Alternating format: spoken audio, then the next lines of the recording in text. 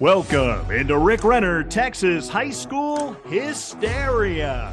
Make sure you tune in to our weekly show on YouTube, Apple and Google Podcasts, Spotify, Amazon Music, Audible, iHeartRadio, Pandora, and Odyssey, or any of your favorite streaming platforms. Subscribe now and never miss an episode. Joining me now, Team Aledo from the state's most decorated high school football team. First-year head coach Robby Jones, who takes over for the living legend Tim Buchanan, the man who led Aledo to 11 state championships, the most in state history, and his star quarterback, the speedy, the incomparable Elite 11 quarterback, Hauss Hejny. Hey, guys, how are you, and are you ready to win number 12? Yeah, we're ready to go. I've been ready since the season, so ready to get it rolling. You guys look like you're ready to go. I love that new background in the back. They're looking at that Bearcat big old logo in the background. Now, Robby, I think about you taking over for the living legend, Coach Buc, and it's never easy to fill someone's shoes like that, especially when you're about 3 sizes bigger. Tell me what that whole process has been like for you.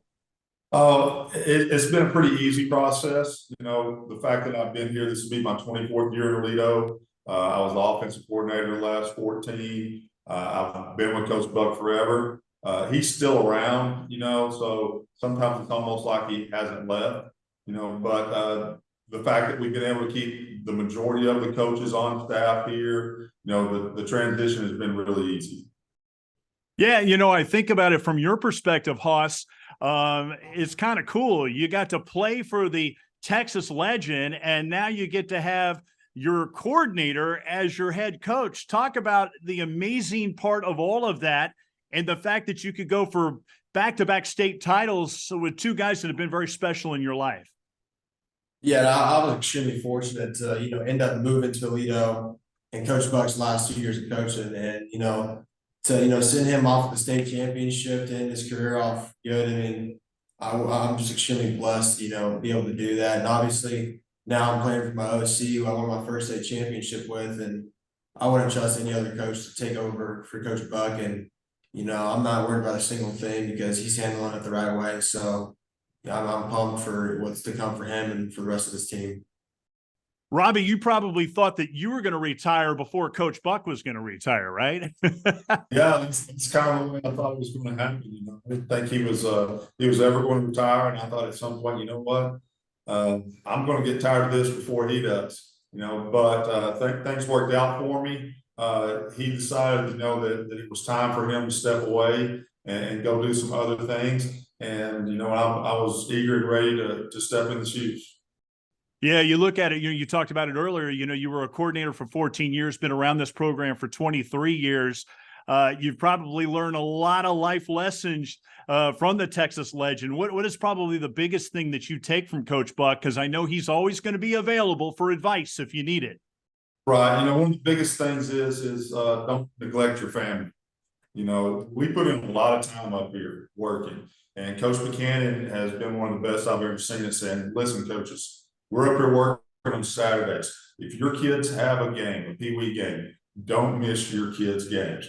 And that's a big thing.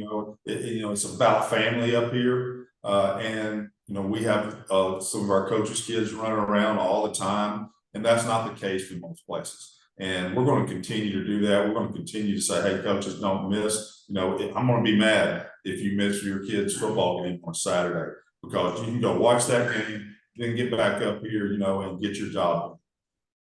Hauss, you look at it recently, you and your teammates were able to get your rings, and I know Coach Buc was right there to give them to you. And knowing what that means in his last state championship, what was kind of going through your mind through that process?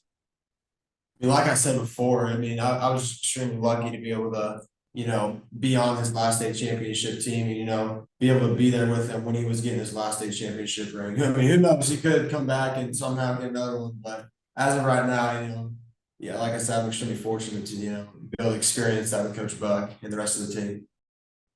And Robby, what did you think when you finally got to see Coach Buc going to the Texas High School Coaches Association's Hall of Honor, somewhere where he should have been a long time ago, but just a great way to kind of cap off his illustrious career. Right. We knew at some point that he had to go. There was no way they could keep Coach Buchanan out of that. And, it was very exciting. It was great for us. Our entire staff was at the banquet. So we all got to see him, go into the Hall of Honor. And that's a special thing. And to be able to coach for someone, that was able to do that, that's a great honor. Hauss, what a summer for you. You get to compete with the Elite 11 quarterbacks. Those are the best quarterbacks in the country. And you held your own. I mean, you were right up there in all the metrics that they analyze what makes you a great quarterback.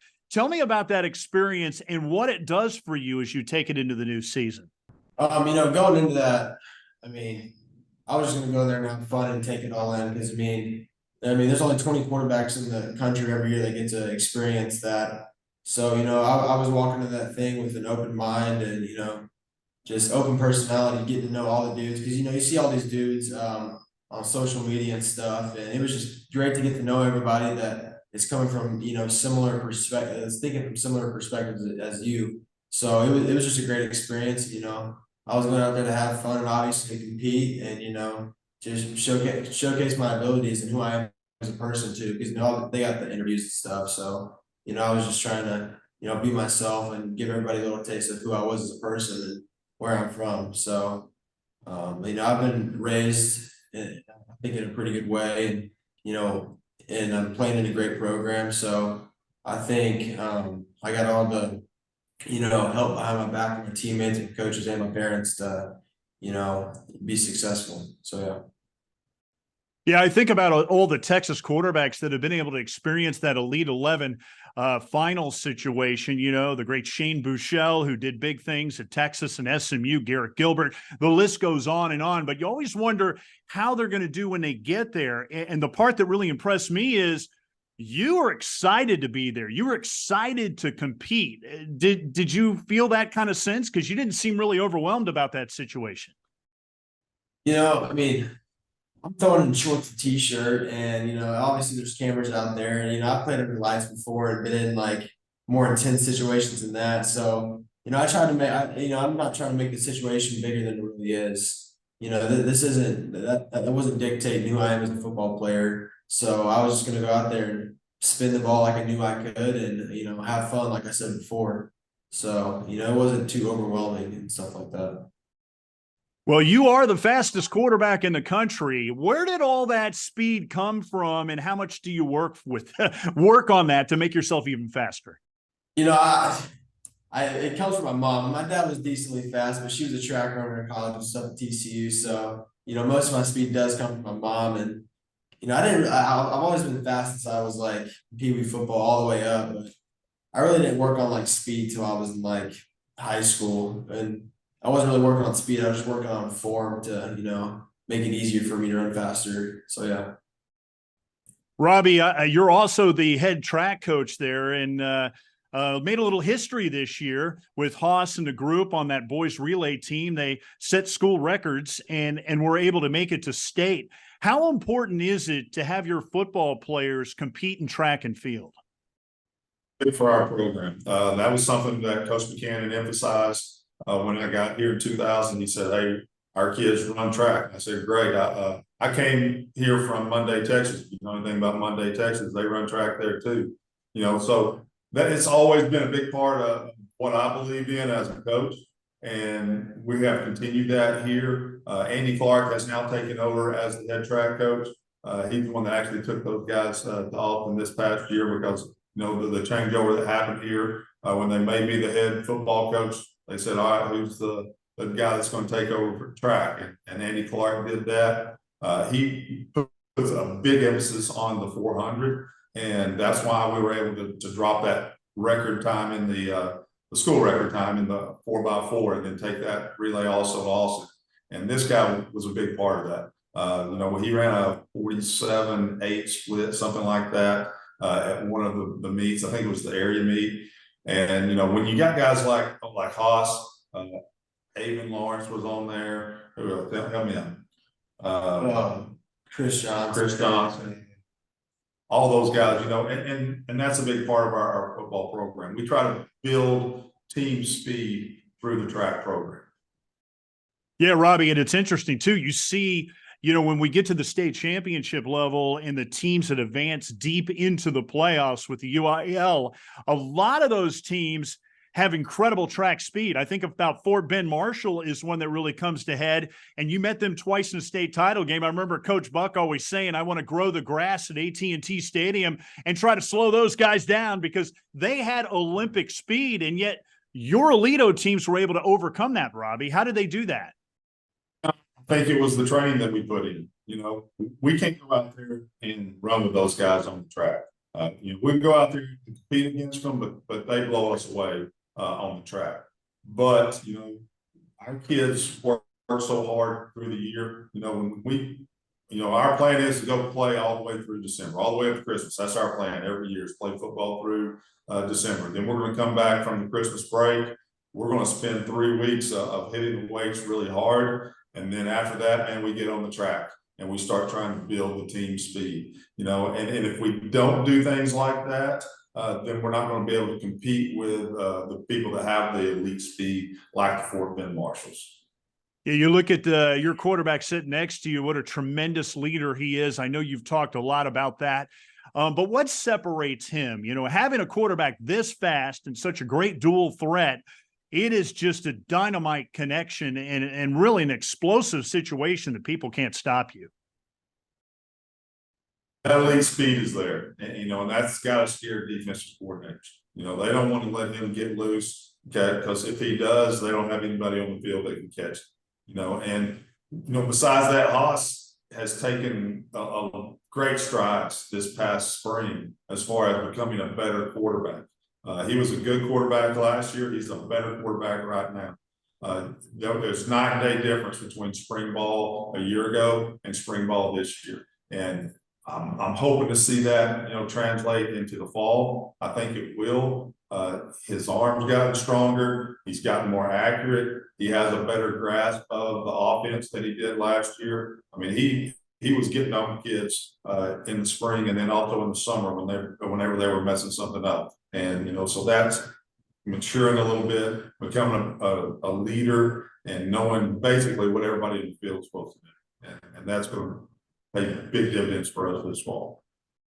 Hauss, you can really spin it, buddy. We know you can run. I mean, the dual threat numbers were incredible last year. You threw for over 2,000 yards. You ran for 1,200. You had 37 touchdowns. You probably could have done more if you're not handing off so much. But when you look at your game, what do you enjoy more, passing or running? And how does it kind of play off of each other? I enjoy what the defense gives me. If they give me a read on a read option for me to pull it, I'm gonna pull that thing and take it pass if I can.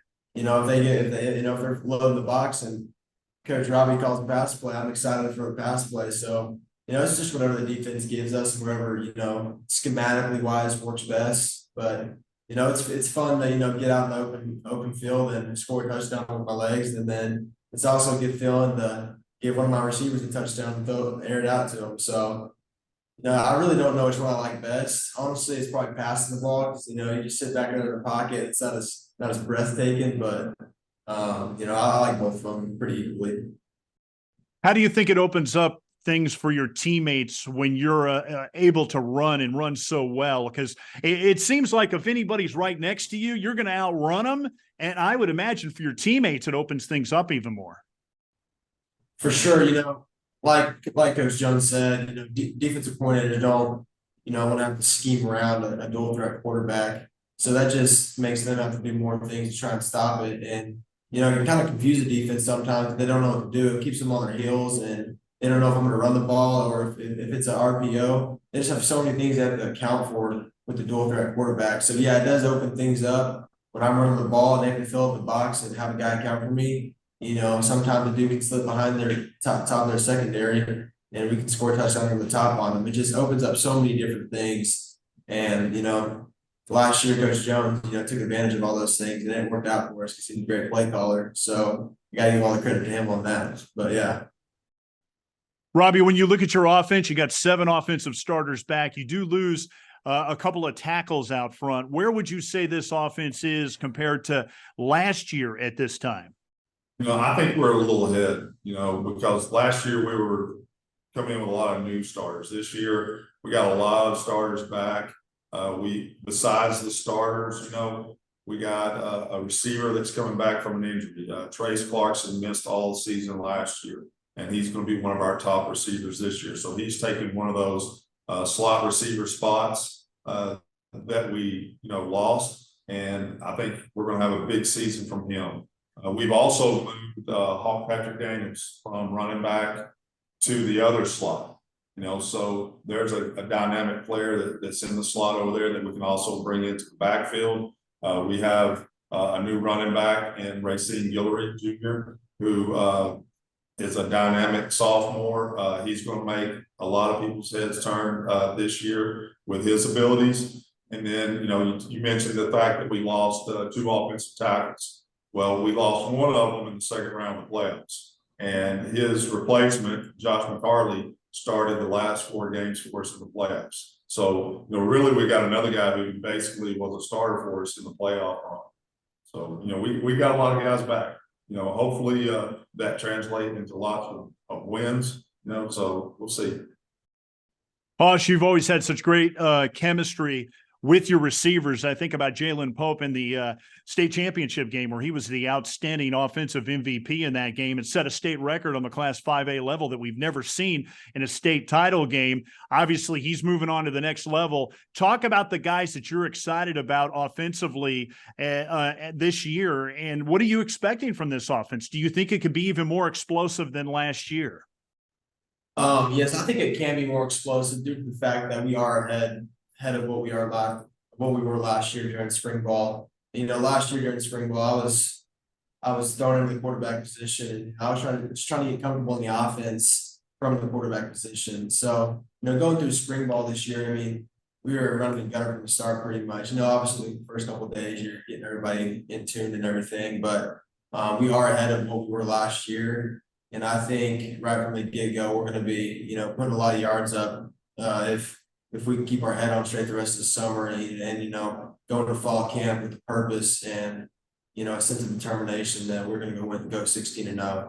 So I'm really excited about Trace Clarkson. Like Coach said, he tore his ACL last year and didn't get a chance to get on the field at all. But, he's put a ton of work in this offseason, getting back from his ACL. It's a 9-day difference from, physical attributes of what he was last year into now. He's extremely long and he's fast. He's a 4.5, 4.4 guy now. He's hanging with me. I'm not kidding. He will be explosive. And Patrick Daniels coming from running back to the slot. He's a speedy, quick guy. You get him in the open field, and he's going to make dudes miss. And then Caden Finley, who's also an explosive sophomore now. I'll be able to depend on him. He'll be another returning starter who's got a year under his belt and knows what to expect. So I'm excited about him. And then I have a really reliable tight end who's hardworking and knows his job and knows what to do on every play, and he's dependable. So, I think we're going to be good across the offensive board, if we trust the play calling. So it's going to be there, and it's going to be the right play call. So we just got to execute it. Going to be fun to watch these guys. I know Trace is one of those guys. He's always open above his head. Now, defensively, Robby, when you look at things, you lost everybody up front. So you're going to have some young guys that are going to step in. But we know how Aledo is. You never rebuild, you reload. And you got a great secondary. You got 2 major D1 guys back there that are corners. And you have arguably probably one of the best linebackers that this DFW area has ever seen. Talk about the defense and how excited you are about what they're going to bring to the table. Yeah, I've got no question about whether or not the defense is going to be good. They're going to be good. We're going to be young up front. We're going to have a couple of sophomores, maybe even 3 sophomores starting up front, but they're really good football players. And they got a lot of experience last year playing on the varsity level. But then we got some other guys. We got one, Cooper Cohan, who he's another guy that tore his ACL last year. He was one of our starting linebackers last year. He tore his ACL the first half of the first football game. He's back, and we're going to be looking at him at a defensive end as well. And then the linebacker core led by, Devon Keys. I mean, you can't ask for a better person than to lead your defense than Devon Keys. He's much like Hauss. He's a leader in the locker room, in the weight room. We have to tell him sometimes, hey, we think you're working too much. You might calm down, let your body rest, a little bit, and we don't have that problem with everybody. I wish we did. But he's a great leader for that defense. And then we got a couple of guys that got some varsity experience at the outside linebackers last year that are back for us this year, and then the secondary. You mentioned Chris and Jaden at the corners. Those are two elite corners, something that we've never had here before, two Division I corners that are out there. That makes it difficult on, the play callers on the other side, which side of the ball do I want to throw this to, and then you got another, hard-working, hard-nosed kid in Jake Gillespie back in the secondary.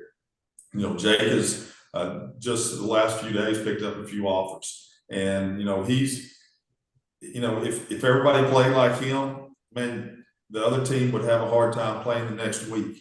Because he's gonna hit you, every play, every chance he gets, he's gonna bring the lumber and lay the wood to you. And then you got Boogie Owens back there as well. And Boogie has just gotten better and better. I think he's grown maybe 2 inches since last year. And he's had a really good summer. He looks good, he's playing well, for us. So the secondary, man, it's a pretty good secondary that we have back there.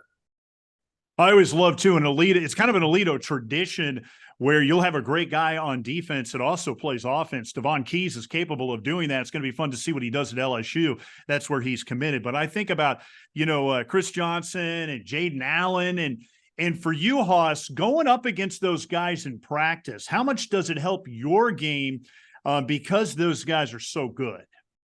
I mean, when you're going up against one of the best defenses in the state of Texas for however many weeks at spring ball, it definitely gets you prepared for what's to come during the season. I mean, we're battling out. They get us up a couple of times, and we get them a couple of times. So, it just battle tests our offensive, our O-line, obviously, and our receivers know what to expect when it comes to, getting off of certain coverages and, just getting open because, they're playing against a Division I secondary.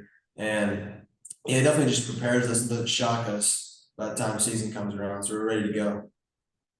Hauss, thinking about your personal situation, you're committed to your dream school, TCU. Both your parents were athletes there. You basically were born in the TCU training room, which is kind of funny. I know you talked about how much you bleed purple. Tell me about how special this is for you to go to your dream school where your parents went, and how did that all come about for you going there? Yeah, like you said, it's my dream school, and I've worked my whole life to be able to put myself in a position to be able to go to TCU and play for my hometown, and just do it for the glory of God. None of this would be happening without God in my life, and I really had to lean on Him the past year or two, trying to find out who I am as a person, and let me reflect on that on the field, and just play for the glory of Him. And because I just want to do everything for Him, like I said, and my parents who have poured into me, put me in the position, be around coaches like Coach Jones and Coach Buc, and I know the whole staff of Aledo, because I would have had success without the people who, first of all, block for me, people who catch the balls for me, have people I hand off to, and the defense, and the whole community of Aledo. I would not be where I am without just Aledo in general. So I'm extremely fortunate just to have the backbone of just family, I would say. And, it's a dream come true. So well said. I think about your mom. She was a tremendous athlete. You talked about how you probably got your speed from her. She was a track star, played basketball. Your dad played for Coach P, Gary Patterson, as a football player. You were basically, born in the training room there at TCU. I mean, when they were in college, where did you get your athletic ability? Is it more from mom or more from dad? Who do you think gave you the most talent that you have? That's a tough one. My dad was a football player, so I think I got my instincts from my dad, I would say. He had pretty good instincts on the football field. He was a defensive end, so he wasn't on my side of the ball. But, my mom played some flag football when she was younger, so, I might get a little juju from her, who knows? But I think I'm still going to lean to my mom's side on that. I think I get most of my athletic ability from her. She was a basketball player too, had that agility and coordination, so I'd say her. Yeah, and that's a good choice by you, and I think your dad's even said that as well. So, Oh, Robby, that's not nice. Robby, when you think about it, it really is the perfect situation. I mean, for Aledo Bearcat fans, they're going to love it. Watching Hauss, go out in a blaze of glory this year, hopefully with a 12th state championship, and then be able to be close by and go to TCU and see those games. But I think from a football perspective, this is just a great scenario for Hauss because he goes from your offense to a Kendall Briles offense under Sonny Dykes, who loves offense, that got him to the national championship game. It just seems like a perfect fit for him to go to TCU. Yeah, it is. And we've talked with Coach Briles about some of the schemes that he's planning on using with Hauss and seeing if we could possibly implement some of the things he's planning on doing with him into our program. Because that's one of the things as coaches we do. We go out, we try to improve our thing, with whatever we can, whatever we can steal from somebody else that's going to benefit us, and we've had some of those conversations with Kendall, and, I think it's going to help Hauss when he goes to TCU, and it's also going to help our offense this year. So, Hauss, is it okay if I call you Boss Hauss if you put up Patrick Mahomes kind of numbers your senior year? I mean, I don't know where Boss Hauss came from, I'll be honest, but yeah, I mean, it's fine if you call me Boss Hauss, Hauss Boss, whatever you want. But yeah, if I put up Patrick Mahomes numbers, I mean, we better have 12 state championships, but it's, yeah, you can call me that. Big deal. Robby, what do you call him? I just call him Hauss. The Hauss that pulls the train there. Well, Robby, I look at your personal situation. I know you've been grooming yourself for this job for so many years. What do you take from Coach Buc and the great Steve Wood and the things that they've taught you over all these years as you begin this new era and kind of put your mark on things? What will be your mark and what will be different about this Aledo team now? I don't know how much different we're going to be. I'm not going to come in here and reinvent the wheel. What Coach Buc and Coach Wood did, when Coach Wood took over for Coach Buc, we didn't change things around here. We continued to work the same way. We had the same schedule. Nothing really changed at that point. And then when Coach Buc came back, of course, everything was still the same. All he had to do was kind of learn some of the new offensive wrinkles that we had put in the years when he wasn't here. But I don't think there's going to be a whole lot of change. One thing that I hope that does continue is the winning. I've got to do that. If I'm not continuing the winning here with the same program that we've had, then they're going to be getting rid of me. So not a whole lot's going to change. I mean, you do have 10 years. I mean, 10 rings, part of those 10 championships. Are they in like a little box in your living room with the spotlight on them kind of spinning around? Is that how you display them? What do you do with those rings?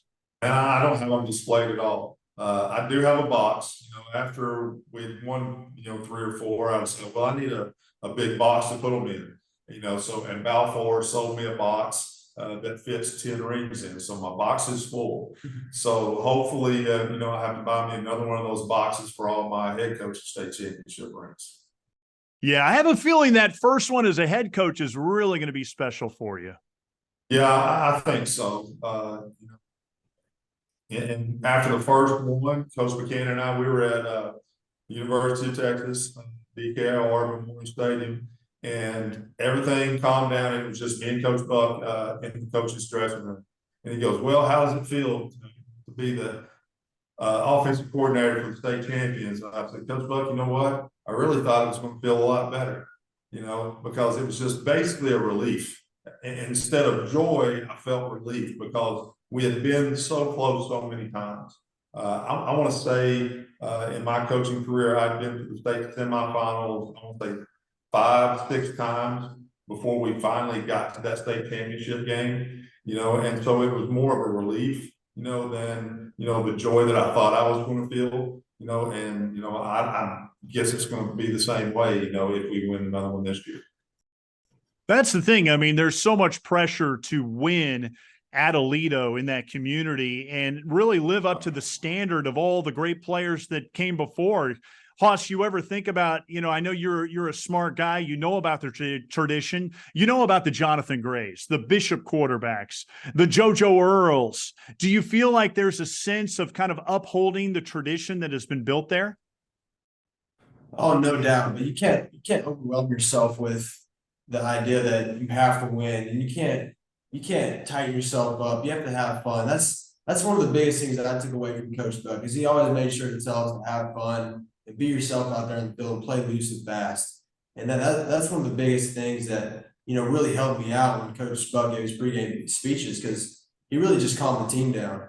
And, when you go out there and have fun and be yourself, no one can stop us, because the amount of work we put in the off season and the great coaching we get and just the fans that we have behind us in those stands. And yeah, there's obviously pressure to uphold the tradition. That's going to take care of itself if you put in the work in the off season, throughout the week. You handle your business in the classroom, handle your business at home, and that's just props to the great families that we have in this community. The tradition is this community in the Aledo Bearcats, and it's built in itself, and there's nothing that's that you have to outrageously change to uphold the tradition. Just keep things the same. Like you said, things are going to stay the same within this office, and that's all I can say. Yeah. Hauss, when you look at the guy next to you, now he makes that transition of being the guy, the new era at Aledo. What kind of changes are you seeing with him, and how much has he meant to you in your football career? So when I moved to Aledo, I didn't know what to expect, and Coach Jones obviously the OC when I moved here, and he just took me under his wing, and he brought me into the slot receiver position, and he really made me feel comfortable, and made me feel a part of this team, and worth something. And I just really admire his hard work and just mentality, the way he approaches everything, the way he attacks teams, and he's just trying to dominate everything he can. He's trying to find every way he can to win, and to be able to play for a guy like Coach Jones, I'm just really grateful and blessed to be able to play the game that I love for a guy like him who's going to help our team be successful. So yeah. Coach Jones, you've been around some great players. Aside from the great one that's sitting right next to you, give me your top 5 players that you have coached in your career. And that's going to be difficult. We have a lot of really good football players here in Aledo. And I was the running backs coach for forever. So, of course, up at the top of that's got to be Jonathan Gray. Jonathan was one of the best. Of course, he still holds the national record for the most touchdowns scored by any high school football player ever. So he's got to be in the top 5. And then you've got guys like Jase McClellan, who's starting running back at Alabama. So you talk running back, those are 2 of the top ones that come to mind. I'm on this more than 5. But that's why I'm gonna stick with the running back right now. Then you got Jess Andrews. Jess Andrews was a 3-year starter for us at running back, and helped us win 2 state championships. Then you got DeMarco Roberts. DeMarco was a cornerback for us and was a defensive MVP his junior year at the state championship game. We moved him to the tailback role his senior year, and he's the offensive MVP of the state championship game. And he was a guy that he would score 4 touchdowns every playoff game leading up to the state championship game, and then scored 6 in the state championship game. Then you go look at receivers. You got JoJo Earle. JoJo Earle, one of the best receivers I've ever seen, running routes and so forth. Then you got Money Park to go along with him. And Jaden Pope, who just, set the state game record for most yards received. And then you look at the quarterbacks, and you got to start with the Bishop brothers. Those guys came as one.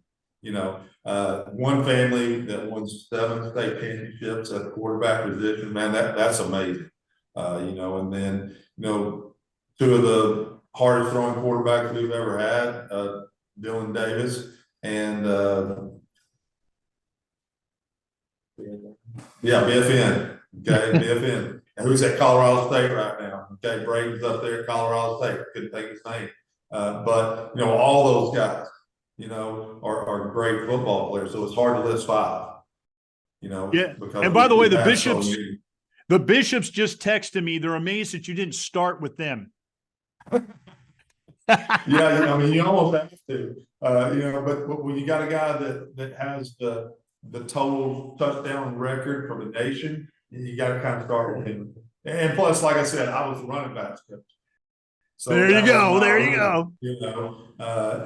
But yeah, we've got a lot. And then you got to look at, our offensive linemen. We had Kyle Hicks was here while I was here, and he played at the University of Texas, started 3.5 years at the University of Texas. Wes Harris, who just played for TCU in a national championship game, and Chuck Filiaga, who's in training camp with the Packers right now. So, we've had, lots of really good ones. If you want to go to the tight end position, top one there, probably Jase McClellan, who's up at Oklahoma. So we've had a lot of really good football players, and I apologize to those that I forgot to mention. But like I said, we've been very fortunate here to have a lot of really good football players. And what we've done here is we put them in the right positions to go be successful, and then we didn't mess it up. Since I was the offensive coordinator here the last 14 years, we've lost 4 playoff games. I can tell you a lot about those 4 playoff games because they still burn in me, those losses. And all the other victories, if you start talking to me about the game, I'll remember the game. But the ones that I remember are the losses. And that's probably what, drives us, is we don't want those feelings again. And in the last 14 years, we've had 200 victories and 14 losses. And normally I can just list off those 14, but I'm not going to bore you with that. Well, Robby, you talked about, the tradition and upholding everything. A 111 game district winning streak. It's the longest one in the country. Does that ever hang over your head a little bit? I know you guys are all about state championships, but Coach Buc he didn't want that thing to go away. But man, that is a lot of winning for a long time. It is, and really, you don't think about things like that because you're trying to win every game no matter what. So the streak's there, but the streak really doesn't put a whole lot of pressure on you because you don't think about the streak. You just think about the present game. So each week, we're trying to win, the ball game just because that's the only game we have that week. We're not worried about the 111 that came before. Now, afterwards, we're like, shoot, man, yeah, we kept the streak alive, but, it's more about winning that game. Okay. It's not a whole lot about the streak. Hauss, what about from your perspective? Because, you don't want to be a part of that class that ended that streak that's gone so long. Yeah, the coaching staff is still the same kind of perspective. We're just focusing on the task at hand, which is, taking no play for granted and just winning each and every play. And yeah, we're not too worried about the district winning streak. Just taking it play by play and playing with our best effort and staying focused throughout the game and just winning every game we can. Hauss, I think about what happened last year. You got off to a slow start. Against very quality opponents and picked up a couple of losses, but then you were able to string along 14 wins in a row. How important is it this year to get off to a good start?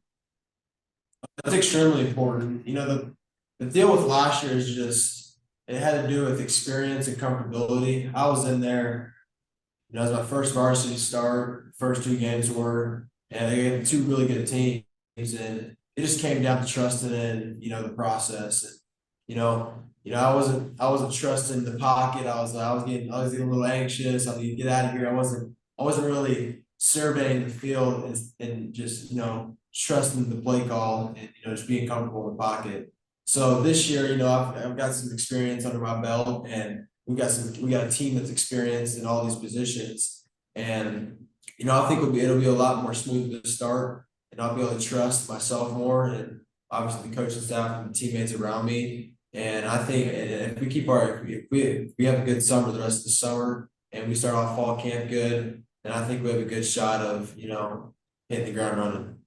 Robby, how about from your perspective on all this? How important is it to just get off to a good start? The natives there in Aledo, they'll get a little restless if that's the case in the new era underneath you as head coach. Right. I probably won't have as much leeway as what Coach Buc did when we started 0-2. We started 0-2 this year. I might have some for sale signs showing up in my yard, things like that. But, it's important, and it's something that we've talked about. When we were going into the summer, we said, hey, we got to have a really good summer, so that we can come into this thing ready to go week one, and start off, 1-0, and then go into the next ball game, with a chance to win that ball game as well, and go 2-0. We don't want to be 0-2 again. And it's something that we have discussed, the fact that we need to start off better than we did last year. Robby, when I look around that stadium, you got those giant Texas marble life-size statues for all the state championships. I mean, they're like 9 feet tall, and you're running out of room around that stadium. I mean, it seemed like a good idea when, Aledo and the ISD there thought about doing all that, but now you're running out of room. I mean, what happens if you start adding a couple more of those around the stadium? What are you going to do? Man, it's a good problem to have. I'll find a spot for them. We keep winning these things. We're going to find a spot to put a monument in. I guarantee you that. Well, Robby Jones and Hauss Hejny, so great to talk to you. Continued success. Go out there and get number 12. We're planning on it. We're going to give it our best. Yes, sir. Thanks for checking out Ric Renner, Texas High School Hysteria. Make sure you subscribe and never miss an episode. You can catch us on YouTube, Apple and Google Podcasts, Spotify, Amazon Music, Audible, iHeartRadio, Pandora, and Odyssey, or any of your favorite streaming platforms. Tune in, and we will see you soon.